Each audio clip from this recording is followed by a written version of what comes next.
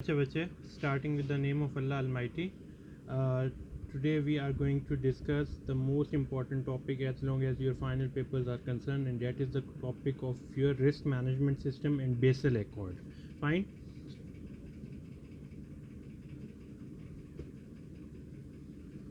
So right from the very first lecture, I was thinking to discuss this topic, but I think this is the right time to discuss because we have gone through the risk management activities, risk management process, risk management types, typologies, etc., etc. In the previous lecture, we have gone through. We have certain idea that what is financial risk. Fine.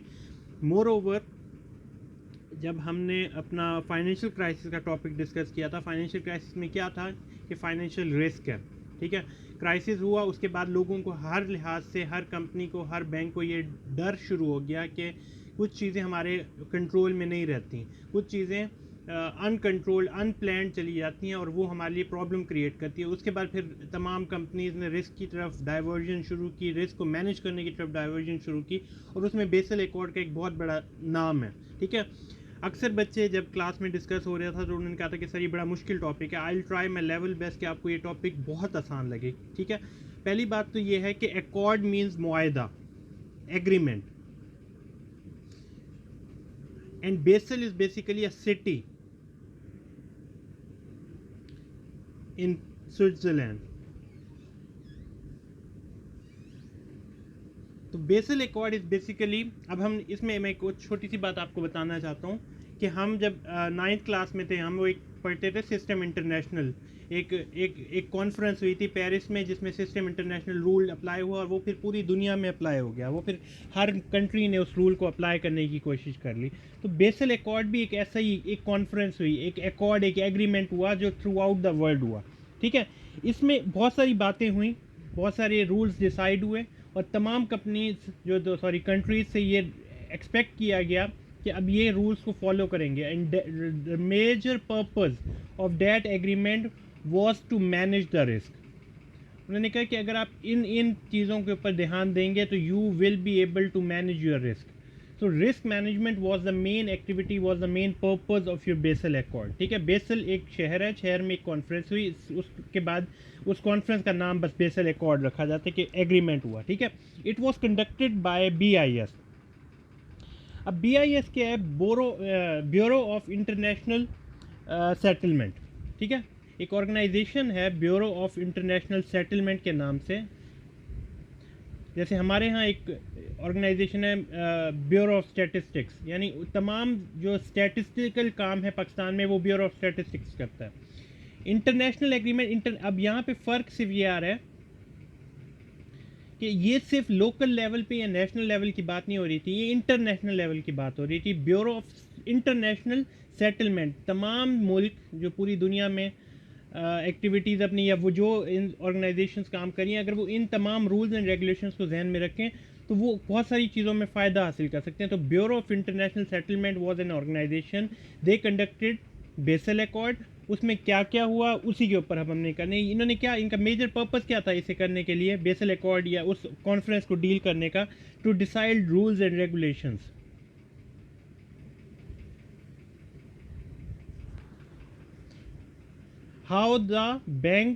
how the central bank of a country or the financial hub of a country should perform its functions। ये reasons है, मतलब वो क्या मकसद क्या था उस conference का कि कुछ रूल्स डिसाइड हो जाएं, कुछ फंक्शनिंग डिसाइड हो जाए, कुछ तमाम पॉइंट्स डिस्कस हो जाएं, कि जिसके पॉलिसीज़ डिस्कस हो जाएं कि जिसके ऊपर अगर बैंक्स काम करेंगे so they will be able to manage the risk. Fine. अच्छा, अब इन्होंने जब वो ये रूल्स एंड रेगुलेशन डिसाइड किए तो इसके ऊपर इन्होंने 2-3 बेस अब तक आ चुके हैं। पहले रूल, जो सबसे पहला रूल हमारा इन्होंने दिया बेसल एकॉर्ड, उसका नाम है बेसल एकॉर्ड 1, यानी पहला जो एक एग्रीमेंट हुआ था उसका नाम Basel accord 1। Agreement means accord, 1 means first. Fine. Basel accord 1 हो गया, ठीक हो गया सर। उसमें हुआ क्या था, इस बेसल अकॉर्ड 1 को अगर हम समझना चाहते हैं, इससे पहले हमें 4-5 टर्मिनोलॉजीज़ को समझना होगा। और वो टर्मिनोलॉजीज़ अगर आप उसे मैं अब जितना आसान करके समझाऊंगा, आप उसे अगर से मेरे इस लेक्चर को ही दोबारा देख लेंगे, आपको हर चीज़ समझ आ जाएगी। पहली चीज़ जो हमें इसके लिए समझनी है वो capital adequacy ratio. Now the question that should come to your mind कि सर व्हाट इज दिस। मैं जब भी आपको रेशो की बात करता हूं, जब हमने रेशो एनालिसिस का चैप्टर भी किया था, रेशो का मतलब है comparison, you have to compare two thing. Capital adequacy, capital means सरमाया, एडिक्वेसी मीन्स एडिक्वेट। क्या कैपिटल आपका सरमाया जो है वो एडिक्वेट है? तो हमारे क्वेश्चन दिमाग में क्वेश्चन आते हैं कि सर हमने कैपिटल तो समझ आ गया सरमाया, लेकिन हमने किस चीज़ से मवाजना करना है, किस चीज़ से कंपैरिजन करना है कि और फिर कहना है कि सर हमारा कैपिटल एडिक्वेट है। तो कैपिटल एडिक्वेसी रेशो के अंदर हमने टोटल कैपिटल को कंपेयर करना है। यहाँ पे मैं रेशो का साइन डाल रहा हूँ कि you have to compare your total capital with the risk weighted assets. अब इन दो चीज़ों को अगर जिसको नहीं समझ आ रहा, उसके लिए मैं एक छोटा सा एक काम करता हूँ। यहाँ पे रफ में आपको एक आपकी पुरानी एक रेशियो हम ज़रा डिस्कस करते हैं। नेट प्रॉफिट मार्जिन क्या था? Net profit margin, net profit margin क्या था? नेट प्रॉफिट्स को कंपेयर किया गया था सेल्स के साथ। यानी जब हम सेल करते हैं फॉर एग्जांपल 100 रुपीज़ की, उसमें से हम CGS और माइनस करते रहते हैं सारे एक्सपेंस, और लास्ट में हमारे पास नेट प्रॉफिट बचता है 10 रुपीज़। हम इस 10 को 100 से कंपेयर करके कहते हैं कि अगर हमारा नेट प्रॉफिट मार्जिन कितना है, 10% है। यानी 100 रुपये की सेल होगी, उसका 10% हमारे पास नेट प्रॉफिट होगा। तो यहाँ पे इस रिस्क वेटेड एवरेज आपके पास हैं 10 ऐसे 10 एसेट्स हैं जो कि रिस्क जिसके ऊपर है, और कैपिटल आपके पास 100 है। तो इसका आप अगर कंपैरिजन करें, 100 विल बी कंपेयर्ड विद 10। तो आप इसको देखें, हम 10 टाइम्स हमारे पास कैपिटल इनफ है कि we are in a situation to manage the risk weighted average. दोबारा मेरी बात समझें, हमारे पास कैपिटल 100 रुपये मेरी जेब में है, जिसमें मुझे नुकसान होने का ऐसे चीज़ें हैं जिस पे 10 रुपये का रिस्क है कि ये चीज़ 10 रुपये ना मिले। तो मेरे पास जो कैपिटल है वो कैपिटल 10 टाइम्स इस काबिल है कि इस 10 रुपये को वो मैनेज कर सकता है। ठीक है, ये 100 rupees will be compared with 10 rupees कि ये इस 10 रुपीज़ का कितने गुना है, 10 टाइम्स है। यानी मैं 10 टाइम्स अपने रिस्क को मैनेज कर सकता हूँ। ये ब्यूटी है, ये मेन कॉन्सेप्ट है कैपिटल एडिक्वेसी रेशो का, कि आपके पास कैपिटल इनफ है, एडिक्वेट है। अगर मैं यहाँ पे कैपिटल लिखूँ 1 और रिस्क का लिखूँ 10, तो हम 0.1 टाइम या सिर्फ अपने टोटल हमारा 10 का रिस्क है, तो हम सिर्फ 10% उस रिस्क को मैनेज कर सकते हैं। 10 का 10% ले तो वो आपके पास जवाब 1 आएगा। ठीक है, यानी आपका कैपिटल एडिक्वेसी रेशो कम है। अब कैपिटल एडिक्वेसी रेशो को हमने अगर यानी इसे समझ लिया है, तो हम इस कैपिटल के ना दो पार्ट्स बनाते हैं, tier 1 and tier 2। Sir capital के दो पार्ट्स आप बना लें, करंट एसेट और फिक्स्ड एसेट, तो तब भी बात ठीक है। लेकिन कुछ चीज़ें हैं जिसे आपने समझना होगा कि अभी तक मैं एसेट्स की बात नहीं करना चाह रहा। मैंने उस कैपिटल को टीयर 1, टीयर का मतलब होता है टुकड़ा, कैपिटल के दो टुकड़े बनाए हैं, एक का नाम टीयर 1 रखा है, एक का नाम मैंने टीयर 2 रखा है। ठीक है, और क्यों रखा है? क्योंकि मेरे दिमाग में एक बात है कि इस कैपिटल के एक हिस्से को से मैंने किस चीज़ों को मैनेज करना है, उस टुकड़े का क्या फ़ायदा है, उस टीयर का क्या फ़ायदा है, और दूसरे टुकड़े का या दूसरे टीयर का क्या फ़ायदा है। मैं इन दोनों को जब ऐड अप कर लेता हूँ तो ये मेरे पास बन जाता है टोटल कैपिटल। जब मैं टीयर 1 और टीयर 2 को ऐड अप करता हूँ तो that is equal to total capital, and that capital will be compared with all the assets having the risk. अब रिस्क किस किस फॉर्म में होगा, मैंने यहाँ पे 3 रिस्क के बारे में डिस्कशन करनी है, इसका मैं आपको नोट्स दूंगा। ठीक हो गया? The first one is your credit risk. अब क्रेडिट रिस्क में हमारे पास डिफ़ॉल्ट का चांसेस हैं कि भाई हम पार्टी के पैसे दे देते हैं, बाद में डिफ़ॉल्ट कर जाए। दूसरा रिस्क हमारे पास है market risk, exchange rate risk. Interest rate risk, जो हमने पहले बातें की हुई हैं, ठीक हो गया। और तीसरी बात है ऑपरेशनल रिस्क।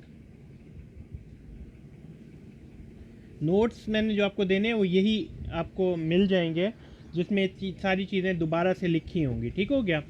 अच्छा, कैपिटल एडिक्वेसी में हम कैपिटल एडिक्वेट है, कैपिटल को कंपेयर करेंगे कुछ एसेट्स के साथ। एसेट्स में कौन कौन से रिस्क हो सकते हैं? क्रेडिट रिस्क है, मार्केट रिस्क है, ऑपरेशनल रिस्क है। हमने सिर्फ इसका इन दोनों चीज़ों का कंपैरिजन करना है और हमारे पास कैपिटल एडिक्वेसी रेशियो आ जाएगी। और कैपिटल एडिक्वेसी रेशियो अगर समझ आ गई, ये छोटी सी बात आपको समझ आ गई, तो मैं Basel accord 1, 2 and 3 within 5 minutes आपको समझा दूंगा। लेकिन ये चीज़ वेरी इंपॉर्टेंट है कि अब मैंने यहाँ पे क्या लिखा हुआ है कि अगर आप यही देखें कि मेरे पास है कैपिटल 100 रुपीज़ और ये 10 रुपीज़, तो मैं 10 टाइम्स अपने रिस्क को मैनेज कर रहा हूँ। अगर इसे टाइम्स की जगह परसेंटेज में करें तो मैं 100% इस काबिल हूँ कि मैं अपने रिस्क को मैनेज कर सकूँ, या 100% इसका 100, हाँ इसका आप देख लेना ये कितने परसेंट बनेगा। 100 इज़ व्हाट परसेंटेज ऑफ 10, तो वो आप ज़रा कैलकुलेशन कर लेते हैं, 100% ही होगा ना। तो अब आप ये एक और बात देखें, हाँ हाँ सही बात कह रहा हूँ कि ये इस चीज़ का 10 टाइम्स है, 10 गुना है, ठीक है। 10 टाइम्स उसका कैपिटल का, कैपिटल रिस्क वेटेड एवरेज का 10 गुना आपके पास कैपिटल मौजूद है। यानी आप एडिक्वेट पोजीशन में है, you are in a situation, in a condition कि कब अगर 10 रुपये का रिस्क आता है तो आप उसे 10 मरतबा उसे मैनेज कर सकते हैं। एक मरतबा 10 रुपये देंगे, फिर 10 रुपये देंगे, फिर 10 देंगे, फिर यानी 10 मरतबा आप अपने रिस्क को मैनेज कर सकते हैं। अब कैपिटल के दो पार्ट बन गए, टीयर 1 एंड टीयर 2, ठीक हो गया। इसके बाद हमारी कहानी आती है इसके ऊपर, क्या कहते हैं कि टीयर को अब हम कैसे समझें।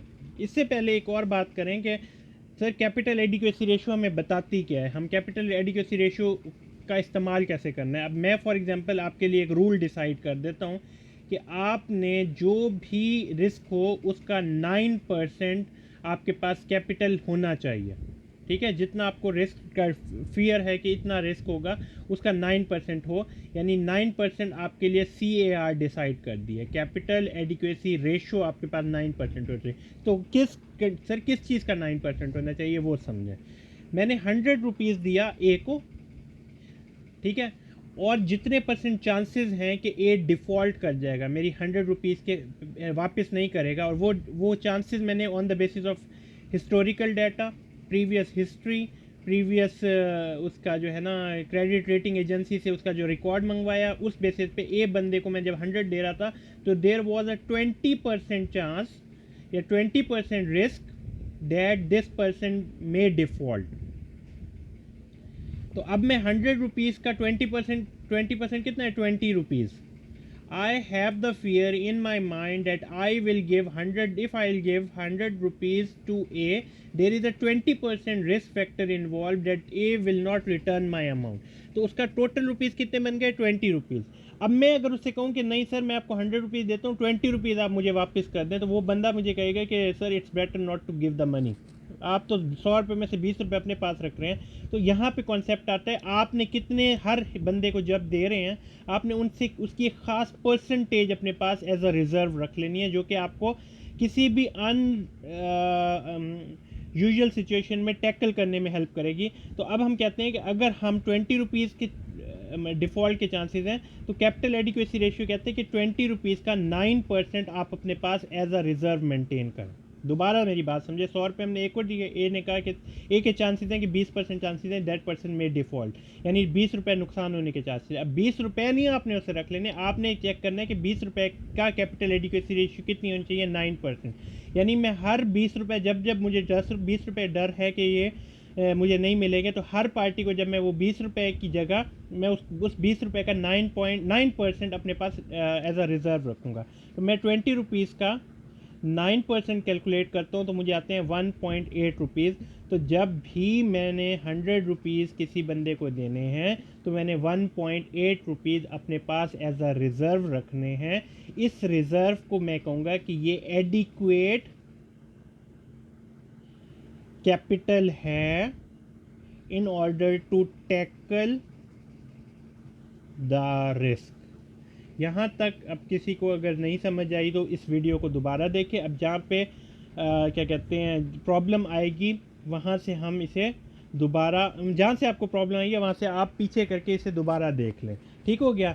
अब इसका दूसरा पार्ट बनाते हैं वीडियो का। मैं अब कुछ स्टैंडर्ड टाइम मैंने सेट किया हुआ है। अब मैं इसका दूसरा पार्ट आपको भेजता हूँ, उसमें आपको और भी चीज़ें क्लियर हो जाएंगी। ठीक है, थैंक यू।